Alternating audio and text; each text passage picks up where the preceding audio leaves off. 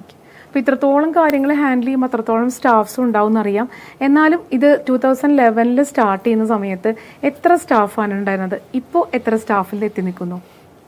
അത് 2011 നമ്മളിത് കമ്പനി ഇത് തുടങ്ങുമ്പോൾ സ്റ്റാർട്ട് ചെയ്ത് ഇമ്മീഡിയറ്റ്ലി ആഫ്റ്റർ സ്റ്റാർട്ടിംഗ് ആണ് ഞാൻ ജോയിൻ ചെയ്തത്. അപ്പോൾ ഫസ്റ്റ് ഇവിടെ നമ്മൾ 3 പേരാണ് കമ്പനിയിൽ ആദ്യം ഉണ്ടായിരുന്നത്. ഞാനും കൂടി ജോയിൻ ചെയ്തപ്പോൾ 4 ആയി. അപ്പോൾ 2011 കഴിഞ്ഞിട്ട് പിന്നെ ഓരോ സമയങ്ങളിലും സ്റ്റാഫ് അഡീഷൻസ് അതാത് സമയങ്ങളിലും ഉണ്ടായിരുന്നു. അത് കഴിഞ്ഞ് ഇപ്പോൾ 2024 നമ്മളിപ്പോൾ 850+ ആൾമോസ്റ്റ് ഒരു 1000-നടുത്തുള്ള ഓൺ റോളും ഓഫ് റോളും ആയിട്ടുള്ള സ്റ്റാഫുകൾ 1000-നടുത്ത് സ്റ്റാഫുണ്ട്. ഞാൻ ഇൻട്രൊഡക്ഷനിൽ പറഞ്ഞിട്ടുണ്ടായിരുന്നു 11,000+ ആക്റ്റീവ് ക്ലയൻസ് പറഞ്ഞിട്ടുണ്ടായിരുന്നു. അപ്പോൾ സാർ പറഞ്ഞ 2011 സ്റ്റാർട്ട് ചെയ്ത സമയത്ത് അബാദ് ഗ്രൂപ്പിന് തന്നെയാണ് കൂടുതൽ കൊടുത്തത്. പിന്നെ താജിലേക്കൊക്കെ ആ ഒരു പ്രീമിയം സെക്ടറിലേക്ക് പോയി എന്ന് പറഞ്ഞു.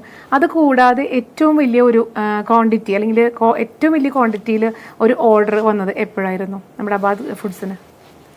അത് പല ഇവൻറ്റ്സിലേക്ക് ഇപ്പോൾ ഗേലോ ഇന്ത്യ എന്ന് പറഞ്ഞിട്ട് ഒരു പ്രോജക്റ്റ് സെൻട്രൽ ഗവൺമെൻറ്റിൻ്റെ ഉണ്ടായിരുന്നു. അത് ഈ സ്പോർട്സ് കണക്റ്റഡ് ആയിട്ട് ബാംഗ്ലൂർ വെച്ച് നടന്നൊരു ഇവൻ്റ് ആയിരുന്നു. അപ്പോൾ അതിൽ ഡെയിലി ഒരു 3,500 കിലോസ് സപ്ലൈ ആ ഒരു ഒറ്റ ഇവന്റിന് വേണ്ടി തന്നെ വേണമായിരുന്നു. ഒരു 1 വീക്കിന്റെ ഇവന്റ്, ഹ്യൂജ് വോളിയമാണ് അതിൽ നടക്കുന്നത്. അപ്പോൾ ഈ 3,000 kg എന്നൊക്കെ പറയുമ്പോൾ അതൊരു സാർ പറഞ്ഞ ഒരു ഹ്യൂജ് വോളിയം ആണ്. അപ്പോൾ ഏറ്റവും കുറഞ്ഞത് എത്ര എമൗണ്ട് ആയിരിക്കും കൊടുക്കുക? അത് ഞങ്ങൾ സ്റ്റാർട്ട് ചെയ്ത കാലം മുതലേ നമ്മൾക്ക് ഒരു മിനിമം 3 kg ഓർഡർ ഉണ്ടെങ്കിൽ ആ ഡെലിവറികൾ എവിടെയാണെങ്കിലും ഞങ്ങൾ എത്തിച്ചു കൊടുക്കും. അത് നമ്മുടെ ഒരു റെഗുലർ ക്ലയൻസ് ആണെങ്കിൽ അവർ പലപ്പോഴും കാറ്ററിംഗ് ക്ലയൻസൊക്കെ ഓർഡർ എടുക്കുമ്പോൾ 200 കിലോ 100 കിലോ അങ്ങനെയുള്ള ഓർഡറുകളൊക്കെ ആയിരിക്കും തരുന്നത്. അപ്പോൾ ചിലപ്പോൾ ചില ഐറ്റംസ് മിസ്സാവും. അവർ ഒരു സ്ഥലത്ത് തന്നെ ഒരു സമയത്ത് തന്നെ ഒത്തിരി പ്രോഗ്രാംസ് ചെയ്യുന്നവരാണ് ഈ കാറ്ററിംഗ് കമ്പനികൾ. അപ്പോൾ അങ്ങനെ വരുമ്പോൾ ഒരു 3 കിലോ അല്ലെങ്കിൽ 4 കിലോ 2 കിലോ ഒക്കെ ആണെങ്കിലും ഞങ്ങൾ അത് ചിലപ്പോൾ നമ്മുടെ സെപ്പറേറ്റ് ഒരു വണ്ടി ആയിരിക്കില്ല അതിന് പോകുന്നത്. പക്ഷേ നമ്മളത് എങ്ങനെയാണെങ്കിലും either by train or by bus അല്ലെങ്കിൽ വേറെ ആരെങ്കിലും അങ്ങോട്ട് പോകുന്ന ആളുകളുടെ എന്തായാലും ആ പ്രോഡക്റ്റ് അവിടെ എത്തിയിരിക്കും. അത് ഗ്യാരണ്ടിയാണ്. അപ്പോൾ ഇത്രയും ക്വാണ്ടിറ്റിയിൽ അല്ലെങ്കിൽ ഇത്രയും ക്വാളിറ്റിയിൽ നമ്മൾ കൊടുക്കുമ്പോൾ പലപ്പോഴും ചിലപ്പോൾ വലിയ സ്ഥാപനമാണെങ്കിൽ പോലും വെൻഡേഴ്സിൽ നിന്ന് ബുദ്ധിമുട്ടൊക്കെ ചിലപ്പോൾ ഉണ്ടായെന്ന് വരാം. അല്ലെങ്കിൽ ചിലപ്പോൾ അത്രയും പ്രൊഡക്ട്സ് കിട്ടിയില്ല എന്നൊക്കെ വരാം. അല്ലെങ്കിൽ വെൻഡേഴ്സിനെ തന്നെ കിട്ടിയില്ല എന്ന് വരാം. അങ്ങനെയുള്ള സന്ദർഭങ്ങൾ ഉണ്ടായിട്ടുണ്ടോ? അത് സീസണൽ ആണ് ഈ സീ ഫുഡിൻ്റെ ലാൻഡിങ്. സീ ഫുഡ് എന്ന് പറയുന്നത് ഇപ്പോൾ മീറ്റ് പ്രോഡക്റ്റുകൾ ഇപ്പോൾ ഈ ചൂട് ഇത്രയും കൂടിയ സമയങ്ങളിൽ മീറ്റ് പ്രോഡക്റ്റിന് ഷോർട്ടേജ് ഉണ്ട്. അങ്ങനെയുള്ള സമയങ്ങളിൽ കമ്പനി എപ്പോഴും ഈ ഫ്രോസൺ പ്രോഡക്റ്റിൻ്റെ ഷെൽഫ് ലൈഫ് എന്ന് പറയുന്നത് 2 year ആണ്. അപ്പോൾ 2 year ഒന്നും ഞങ്ങളുടെയൊക്കെ പ്രോഡക്റ്റുകൾ ഒരു 4 മാസം 5 മാസത്തിനുള്ളിൽ തന്നെ കംപ്ലീറ്റ് കഴിയുന്നതാണ്. പക്ഷേ എങ്കിലും നമ്മളൊരു 2.5 മന്തിൻ്റെ സ്റ്റോക്ക് നമ്മുടെ കയ്യിൽ എപ്പോഴും ഉണ്ടാവും. അപ്പോൾ അങ്ങനെയുള്ള ഒരു സിസ്റ്റം അബാദ് എന്ന് പറയുന്ന ഒരു ഗ്രൂപ്പിൻ്റെ വലിയൊരു ബാക്കപ്പ് കൊണ്ട് നമുക്ക് ആ ഒരു പ്രോഡക്റ്റ് സ്റ്റോർ ചെയ്ത് ഈ എന്തെങ്കിലും മാർക്കറ്റിൽ ഷോർട്ടേജ് ഉണ്ടെങ്കിൽ അതനുസരിച്ച് പ്രീപ്ലാൻ ചെയ്ത് പ്രൊക്യൂർമെൻറ്റ് കറക്റ്റ് ചെയ്യാനുള്ളൊരു സമയം കിട്ടാറുണ്ട്. പിന്നെ നമ്മുടെ കൺട്രോളിലല്ലാത്തത് സീ ഫുഡ് ലാൻഡിങ്ങാണ്. അപ്പോൾ അത് കടലിൽ ഫിഷിങ്ങിന് പോകുന്നവർക്ക് ഏത് മീൻ കിട്ടും എന്ത് കിട്ടും എന്നുള്ളത് ഒരു ഗ്യാരണ്ടി ഇല്ല. അപ്പോൾ ആ സമയങ്ങളിലേക്ക് വേണ്ടി ഇപ്പോൾ പോംഫ്രെറ്റ് വൈറ്റ് പോംഫ്രെറ്റ് പോലെയുള്ളതൊക്കെ ശരിക്കും 3-4 മാസങ്ങളെ ഒരു ഇയറിലെ ആകെ ക്യാച്ചുള്ളൂ. അപ്പോൾ ആ സമയത്ത് തന്നെ എടുത്ത് സ്റ്റോർ ചെയ്ത് വെക്കണം. അങ്ങനെയുള്ള ഷോർട്ടേജസ് ഈ ഫിഷിങ്ങിൽ വരുന്ന ഇത് വരാറുണ്ട്. പക്ഷെ എന്നാൽ പോലും ഓൾമോസ്റ്റ് 90% സ്റ്റോക്കും ഞങ്ങൾ എൻഷുർ ചെയ്യാറുണ്ട്. സർ, നമ്മൾ ഒരുപാട് വിശേഷങ്ങൾ പങ്കുവച്ച അബാദ് ഫുഡ്സിൻ്റെ. അപ്പോൾ ഇപ്പോഴത്തെ ഒരു കാലഘട്ടം നോക്കുകയാണെങ്കിൽ എത്ര എസ്റ്റാബ്ലിഷ്ഡ് ആയാൽ പോലും മാർക്കറ്റിങ്ങിൽ ഒരു ഫണ്ട് അവർ മാറ്റി വെക്കുന്നത് ഞാൻ കേട്ടിട്ടുണ്ട്. അത്രയും കോൺസെൻട്രേഷൻ അവർ അതിൽ കൊടുക്കും. അപ്പോൾ അബാദ് ഫുഡ്സ് മാർക്കറ്റിംഗ്, പ്രത്യേകിച്ച് ഡിജിറ്റൽ മാർക്കറ്റിങ്ങിലൊക്കെ എത്രത്തോളം ശ്രദ്ധ കൊടുക്കുന്നുണ്ട്? അതൊരു നല്ലൊരു ക്വസ്റ്റ്യനാണ്. അബാദ് ഫുഡ്സിനെ പറ്റി പറയുകയാണെങ്കിൽ ഞങ്ങൾ ഇപ്പോൾ ഈ ഒരു 12 ഇയറിൻ്റെ ഒരു ജേണിയിൽ ഞങ്ങൾ ഏറ്റവും കുറവ് ഫണ്ട് സ്പെൻഡ് ചെയ്തിരിക്കുന്ന ഒരു മേഖലയാണ് മാർക്കറ്റിംഗ്. അതിൻ്റെ ഒരു റീസൺ എന്ന് പറഞ്ഞാൽ നമ്മളുടെ ഒരു ബിസിനസ് കൂടുതലും റെഫറൻസ് വഴിയും ഒരു മൗത്ത് പബ്ലിസിറ്റി വഴിയും ആ പ്രോഡക്റ്റ് ക്വാളിറ്റിയും പിന്നെ പറഞ്ഞ സമയത്ത് പറയുന്ന വോളിയം അതേ ക്വാളിറ്റിയിൽ എത്തിച്ചു തരുമെന്നുള്ളൊരു ഗ്യാരണ്ടി, അത് ഞങ്ങളുടെ ഒരു സർവീസ് ലെവൽ കൊണ്ട് മാത്രം ക്രിയേറ്റ് ചെയ്ത കാര്യങ്ങളാണ്. കമ്പനിയുടെ ഒരു ഗുഡ് വില്ലും ക്വാളിറ്റി പ്ലസ് പ്രോഡക്റ്റ് ക്വാളിറ്റി ഉള്ളതാണെങ്കിലും അത് ആവശ്യമുള്ള സമയത്ത് ആവശ്യമുള്ള സ്ഥലത്ത് എത്തിച്ചു തരുമെന്നുള്ളൊരു ഗ്യാരണ്ടി. അത് തന്നെയാണ് ഞങ്ങളുടെ ഏറ്റവും വലിയൊരു മാർക്കറ്റിംഗ് സപ്പോർട്ട്. കൂടാതെ നമ്മളിപ്പോൾ ലേറ്റസ്റ്റ് ഇറയാണ്, അതനുസരിച്ച് കാര്യങ്ങൾ നമ്മളും കുറേ ചെയ്തു പോയേ പറ്റുള്ളൂ. അതുകൊണ്ട് ഞങ്ങൾ ഇൻസ്റ്റാഗ്രാം നന്നായിട്ട് യൂസ് ചെയ്യുന്നുണ്ട്. അതുപോലെ തന്നെ ഫേസ്ബുക്ക്, ലിങ്ക്ഡിൻ, യൂട്യൂബ് ഇങ്ങനെയുള്ള കാര്യങ്ങളിലെല്ലാം അബാദ് ഫുഡ്സും അതുപോലെ തന്നെ ഞങ്ങളുടെ റീറ്റെയിൽ ഡിവിഷൻസ് ബ്രില്ലാർ, സീസ്പാർക്കിൾ ഇവരെല്ലാവരും ഈ കാര്യങ്ങളിലെല്ലാം ആക്റ്റീവാണ്. പക്ഷേ ട്രൂലി നമ്മൾ വലിയൊരു ഫണ്ടൊന്നും മാർക്കറ്റിങ്ങിന് വേണ്ടി ഇതുവരെ ചിലവഴിക്കേണ്ടി വന്നിട്ടില്ല.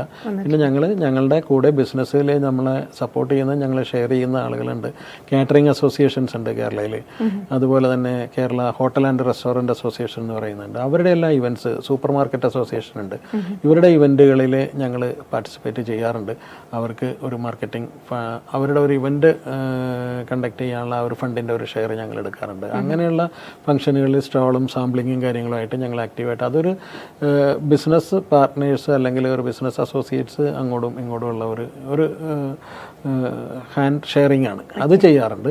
പിന്നെ ഈ പറയുന്ന ഡിജിറ്റലിലാണ് കൂടുതലും മാർക്കറ്റിംഗ് ചെയ്യുന്നത്. പിന്നെ ഞങ്ങൾക്ക് തന്നെ റീഫർ വെഹിക്കിൾസ് തന്നെ 70+ ഉണ്ട്. അപ്പോൾ അതിലുള്ള ഒരു വെഹിക്കിൾ ബ്രാൻഡിങ് ഞങ്ങൾ ചെയ്യാറുണ്ട്. അതൊരു മൂവിങ് ഹോർഡിംഗ് ആണ്. ഓൾ കേരള എല്ലായിടത്തും സപ്ലൈ പോകുന്ന സ്ഥലങ്ങളാണ്.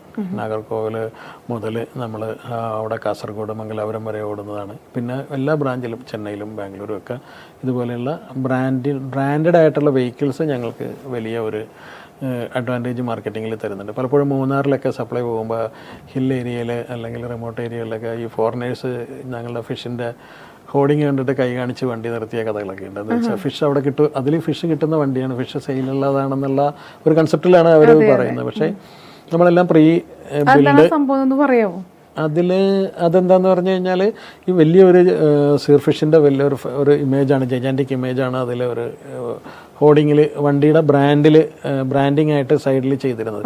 അപ്പോൾ ആ ഫിഷിൻ്റെ പടം കണ്ടപ്പോൾ ഇത് ഫിഷിൻ്റെ വണ്ടിയാണെന്ന് അവർക്ക് ഏകദേശം മനസ്സിലായി. അപ്പോൾ അവർ കൈ കാണിച്ചിട്ട് ഇതിൽ ഫിഷ് സെയിൽ ഉണ്ടാകുന്ന അറിയാൻ വേണ്ടിയാണ് അവർ ഫിഷ് വാങ്ങിക്കാൻ വേണ്ടിയാണ് നിർത്തിയത്. പക്ഷേ നമ്മളെല്ലാം അഡ്വാൻസ് ഓർഡർ എടുത്തിട്ട് ബില്ല് ചെയ്ത് ബാക്കിയെല്ലാ ടാക്സിൻ്റെയും മറ്റു കാര്യങ്ങളെല്ലാം ഫുൾഫിൽ ചെയ്തുകൊണ്ട് അങ്ങനെ ചെയ്യുന്നതുകൊണ്ട് നമുക്ക് അതിൽ നിന്ന് നമുക്ക് ഒരു വാൻ സെയിൽ നമുക്കില്ല. അപ്പോൾ അത് അങ്ങനെയുള്ള ബ്രാൻഡിങ് നമുക്ക് ഒത്തിരി ഹെൽപ്ഫുള്ളായിട്ടുണ്ട് പല സ്ഥലങ്ങളിലും. പിന്നെ മേജറായിട്ട് ഈ പ്രോഡക്റ്റിൻ്റെ ആളുകൾ റെഫർ ചെയ്യുന്ന ഒരു കാറ്ററിങ്, നമ്മൾക്ക് ചാലക്കുടിയിലുള്ള ഒരു കാറ്ററിങ് ക്ലയൻറ്റ് ഇപ്പോഴും നമ്മുടെ ഒരു പ്രീമിയം കാറ്റററാണ്. അദ്ദേഹം റെഫർ ചെയ്ത് തന്നെ 100 കൂടുതൽ കസ്റ്റമേഴ്സിനെ ഞങ്ങൾക്ക് വേണ്ടി തന്നിട്ടുണ്ട് ആ ഒരു ക്വാളിറ്റിയുടെ ഗ്യാരണ്ടിയിൽ. ഓക്കെ, അതൊക്കെ മൗത്ത് പബ്ലിസിറ്റി വഴി വന്നേക്കുന്നതാണ്. അപ്പം മാർക്കറ്റിംഗിലേക്ക് അധികം ഒന്നും പോകേണ്ടി വന്നിട്ടില്ല. തീർച്ചയായിട്ടും മാർക്കറ്റിംഗ്, അതായത് ഡിജിറ്റൽ മാർക്കറ്റിംഗ് ഉൾപ്പെടെ ഒന്നിലേക്ക് അധികം പോകാതെ തന്നെ ഡിജിറ്റൽ മാർക്കറ്റിംഗ് ഇപ്പോൾ ചെയ്യുന്നുണ്ട്. അതിപ്പോൾ നാടോടുമ്പോൾ അതിൻ്റെ ഒപ്പം ഓടുന്നുള്ള കാര്യങ്ങളാണ്. പക്ഷേ അതുകൂടാണ്ട് ഞങ്ങളുടെ റീറ്റെയിൽ ഡിവിഷൻ ബ്രില്ലാർ, സീസ്പാർക്കിൾ അവരും അതിൻ്റെ പ്രീമിയം പ്രസൻറ്റേഷൻ പ്ലസ് പ്ലേസ്മെൻറ്റ്, ഇപ്പോൾ സൂപ്പർ മാർക്കറ്റുകളിലാണെങ്കിലും ഇപ്പോൾ പുറത്തുനിന്നാണെങ്കിലും പല ബ്രാൻഡുകളും വരാറുണ്ട്. വലിയ നാഷണൽ ബ്രാൻഡുകൾ പലതും വന്നാൽ പോലും ഞങ്ങൾ ആ ഒരു സ്പേസ്, നമ്മുടെ ഒരു സർവീസ് നമ്മൾ കൃത്യമാണ്. ഇന്ന് ഓർഡർ ചെയ്താൽ നാളെ അത് സപ്ലൈ ചെയ്തിരിക്കും, അത് കേരളത്തിലെവിടെയാണെങ്കിലും. അങ്ങനെയുള്ള സർവീസ് ലെവൽ പ്ലസ് ക്വാളിറ്റി, ഇത് രണ്ടും. പിന്നെ നമ്മുടെ സ്റ്റാഫ് കൺസിസ്റ്റൻ്റ് കണ്ടിന്യൂറ്റി ഉള്ള സ്റ്റാഫുകളാണ്. അപ്പോൾ അവരും നമ്മളുടെ ക്ലയൻസും കസ്റ്റമേഴ്സും ആയിട്ടുള്ള ആ ഒരു റിലേഷൻ, ആ ഒരു റാപ്പോ നല്ല രീതിയിലുണ്ട്. അപ്പോൾ നമ്മൾക്ക് ഒരു കാര്യങ്ങൾക്ക് ചെന്ന് കഴിഞ്ഞാൽ അത് കൃത്യമായിട്ട് ഞങ്ങൾക്കത് കമ്പനിയുടെ ഒരു ബിസിനസ്സിലേക്ക് കൺവേർട്ട് ചെയ്യാൻ അവർക്ക് സാധിക്കാറുണ്ട്. അപ്പോൾ ഇതൊക്കെയാണ് നമ്മളുടെ ഒരു മാർക്കറ്റിങ്ങിനേക്കാളും കൂടുതലായിട്ട് കമ്പനിയുടെ ഒരു ഗ്രോത്തിൽ സപ്പോർട്ട് ചെയ്തിരിക്കുന്നത്. അത് സർവീസും ടൈമും ക്വാളിറ്റിയും സ്റ്റാഫിൻ്റെ ആ ഒരു ഇടപെടലും അങ്ങനെ എല്ലാം കൂടി ചേർന്നിരിക്കുന്നതുകൊണ്ട് മാർക്കറ്റിങ്ങിലേക്ക് അത്ര അധികം പോകേണ്ടി വരുന്നില്ല എന്നുള്ളതാണ്. പിന്നെ മെയിനായിട്ട് അബാദ് എന്ന് പറയുന്ന ആ ഒരു ബ്രാൻഡിൻ്റെ ഗുഡ് വില്ലിൻ്റെ എസ്റ്റാബ്ലിഷ്മെന്റ്. ഓക്കെ, 2011 തൊട്ട് 2024 വരെ ഈ ഒരു കമ്പനി ഇങ്ങനെ കണ്ടിന്യൂസ് ആയിട്ട് ഇത്രയും ഹ്യൂജ് വോളിയം ഓഫ് പ്രോഡക്ട്സ് കൊടുത്തുകൊണ്ട് അതും ഇത്രയും വാസ്റ്റ് ഏരിയാസിലൊക്കെ സപ്ലൈ ചെയ്തൊക്കെ ചെയ്യാൻ പറ്റുമ്പോൾ ഇറ്റ്സ് എ ബിഗ് അച്ചീവ്മെൻറ്റ് തന്നെയാണ്. എന്നാലും ഒരു കമ്പനി നടത്തിക്കൊണ്ട് പോകുമ്പോൾ തീർച്ചയായിട്ടും ഇത്രയും, ഇപ്പം ഞാൻ നേരത്തെ പറഞ്ഞു 11,000 ആക്റ്റീവ് ക്ലയൻസ്, 1000ഓളം സ്റ്റാഫുകൾ വരുന്നുണ്ട്, അതുപോലെ തന്നെ 750 പ്രോഡക്ട്സ് ഒക്കെ വരുന്ന ഒരു വലിയ കമ്പനി സാർ ഇങ്ങനെ മാനേജ് ചെയ്യുമ്പോൾ എവിടെന്നെങ്കിലും എന്തെങ്കിലുമൊക്കെ ഒരു സ്ട്രഗിൾസ് ഉണ്ടായി കാണും. അറ്റ്ലീസ്റ്റ് കൊറോണ ടൈമിലെങ്കിലും ഏതൊരു കമ്പനിയും ബുദ്ധിമുട്ടുണ്ടാവും. അപ്പം അങ്ങനെയുള്ള ബുദ്ധിമുട്ടുകൾ എന്തൊക്കെയായിരുന്നു, അതെങ്ങനെയാണ് സാർ തരണം ചെയ്തത്?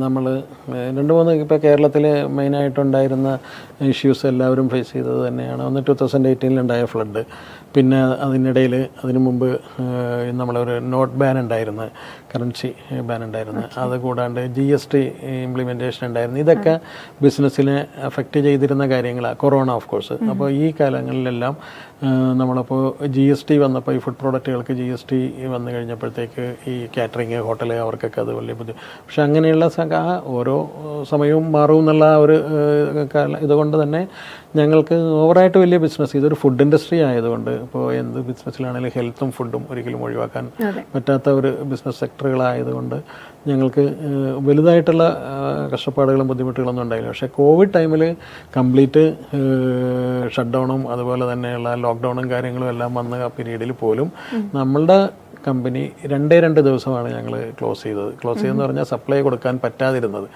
അത് അവിടെ ഉണ്ടായിരുന്ന കുറേ മൈഗ്രൻ്റ് വർക്കേഴ്സിന് കോവിഡ് വന്ന സമയത്ത്. അപ്പോൾ ആ ഒരു 2 ദിവസം അല്ലാതെ അവരെ ഞങ്ങൾ ഇമ്മീഡിയറ്റ് ഗവൺമെൻറ്റിൻ്റെയും സപ്പോർട്ടും ഹെൽത്തിൻ്റെ എല്ലാം സപ്പോർട്ട് ഉണ്ടായിരുന്നു. അവരെ ഞങ്ങൾ അവിടെ നിന്ന് ഷിഫ്റ്റ് ചെയ്ത് കംപ്ലീറ്റ് ഫിമിഗേഷനും ക്ലീനിങ്ങും എല്ലാം ചെയ്തിട്ട് 3-ാം ദിവസം മുതൽ സപ്ലൈ സ്റ്റാർട്ട് ചെയ്തു. പക്ഷേ ഫുഡ് ഇൻഡസ്ട്രി ആയതുകൊണ്ട് നമ്മൾക്ക് എല്ലാ പെർമിഷനും പാസും എല്ലാം കിട്ടിയിരുന്നു, വണ്ടി മൂവ് ചെയ്യാനും പ്രോഡക്റ്റ്. പിന്നെ അതുപോലെ തന്നെ നമ്മൾ ഒത്തിരി കാര്യങ്ങൾ ചെയ്തിരുന്ന ആ കാലഘട്ടത്തിൽ, ഫുഡ് സപ്ലൈ ചെയ്യാനും ഫുഡ് കിട്ടാത്ത സ്ഥലങ്ങളിലേക്ക് ഫുഡ് കൊടുക്കാനുള്ള കാര്യങ്ങൾ, അങ്ങനെയുള്ളതിലെല്ലാം ഇൻവോൾവ്ഡ് ആയിരുന്നു. ഞങ്ങൾക്ക് എല്ലാ വണ്ടികൾക്കും ഞങ്ങൾക്ക് സ്പെഷ്യൽ പാസ് കിട്ടിയിരുന്നു, ഫുഡ് സപ്ലൈ വണ്ടികളായതുകൊണ്ട്. അതിൽ ഗവൺമെൻറ് അതോറിറ്റീസ്, പോലീസ്, അങ്ങനെയുള്ള ആൾക്കാരെല്ലാവരും നമ്മളെ സപ്പോർട്ട് ചെയ്ത് നമ്മുടെ സ്റ്റാഫിന് വരെ സ്പെഷ്യൽ കാർഡുകളെല്ലാം പെർമിറ്റ് ചെയ്തിരുന്നു.